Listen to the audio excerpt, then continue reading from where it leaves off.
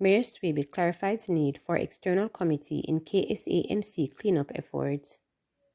Mayor of Kingston, Andrew Swaby, has sought to clarify his decision to form external committees to assist in his efforts to make Kingston and St. Andrew cleaner and safer for its residents. Reporters understand that as a result of the formation of these external committees, the KSAMC's internal committees of council, which includes its Public Health Committee, has been reduced in number. The latter has reportedly left a bad taste in the mouth of some member councillors. At the beginning of a new administration, because the KSAMC is run by committees, you have committees that are constituted by the council. It has representatives from both sides of the council. It also has technical officers from inside the council. It has supporting agency also, Mayor Swaby explained. So the argument about we reducing the number of councillors on the internal committee, yes, we have reduced it, but also we are going to invite civil society to be members of this committee because we can play on a greater democracy at the community level. Justifying his decision, Mayor Swaby revealed that members of the external committee will be members of the civil society who will volunteer their time to the KSAMC. He said that not only will their inclusion offer greater credibility for the municipality, but it will also come free of cost. These are persons who are volunteering. We don't have to pay them for a dime. There are persons who believe in the course we are charting and want to assist. That is all it is, he said, adding that he is more concerned with making the city safer and cleaner than join on political cards at their junctions. I am more interested in having the city clean than talking about who is PNP or JLP. The residents of the KSAMC don't want that. They want a cleaner and safer city. I have campaigned on the whole issue of Kingston being dirty, and we want to make sure that we have a cleaner city. So I have asked some persons to be a part of this external committee who can assist the KSAMC to help us achieve what we want to achieve. In a release on Thursday, the mayor's office indicated that in a move that marks a significant stride towards a pristine and vibrant Kingston, Swaby formed the Cleaner City Committee, which will operate independently of the KSAMC internal committees of council. The committee will be chaired by the Mayor of Kingston and co-chair by Joan Gordon-Webley, former Executive Director of the National Solid Waste Management Agency. It will include other KSAMC administrative staff members and councillors, including Deputy Mayor Senator Delroy Williams.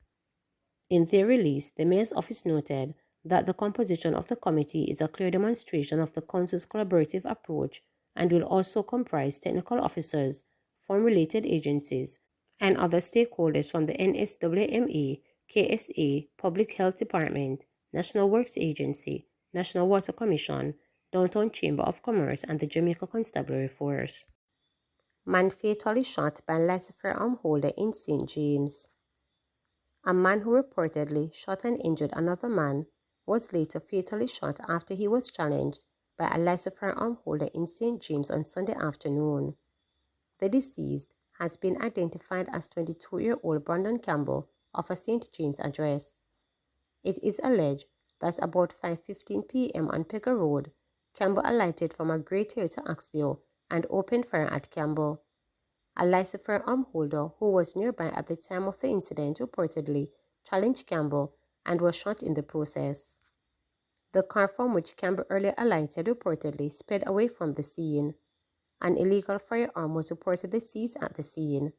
Both injured men were taken to hospital, where Campbell was pronounced dead and the other man admitted for treatment.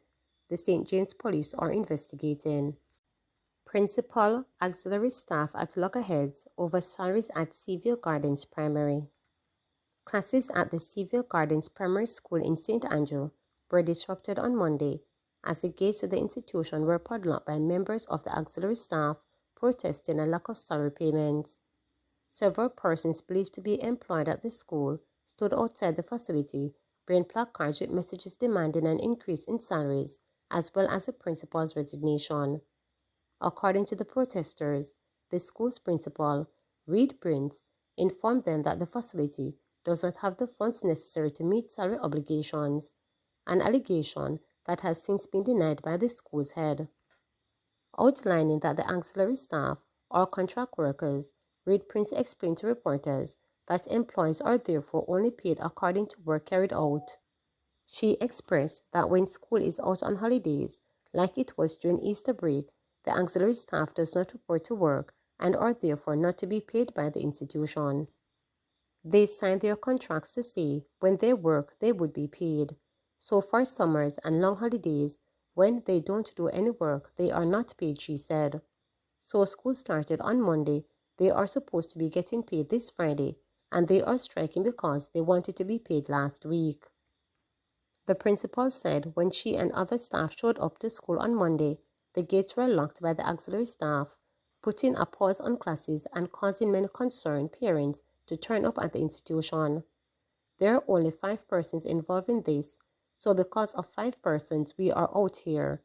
As you can see, my staff and other parents are out here, and the parents are more concerned about getting the students inside because we have PEP exams coming up, and I'm very concerned about that as well. However, members of the auxiliary staff said they are woeful underpaid at the institution and shared that their financial concerns are not being considered by the principal. We are underpaid at the Seaview Gardens Primary School. We need to get a pay and we want to know how we pay go, said Bailey, an auxiliary staff member. We talk to the board, we don't see anybody. The principal is supposed to pay us and she tell we say she not have no money in the kitty. So she say, don't know how we are going to manage, Bailey alleged. Up to first time, it was unclear whether an agreement had been reached between the principal and the protesting staff. 2 more fires at Mobay Old Shoe Market. Firefighters in Montego Bay St. James were kept busy between Sunday and Monday with 4 early morning fires, including 2 at the Old Shoe Market. A shop and a warehouse were destroyed at the market in a blaze that broke out about 1:30 a.m. Sunday. Then in another fire that occurred about 12:02 a.m. on Monday, another shop was destroyed. In both cases, firefighters prevented the blaze from spreading, and there were no reports that the incidents were related. Also on Sunday morning, another fire near the retirement dump caused damage to a bar and shop. There were no reports of injuries in that incident either, but the Jamaica Fire Brigade, now on high alert, says they will continue their investigations assisted by the police. Even as firefighters battled those blazes at the Old Shoe Market and the retirement dump, fire broke out on Gravel Lane. One building, which housed a lottery shop, was gutted while another abandoned building was destroyed.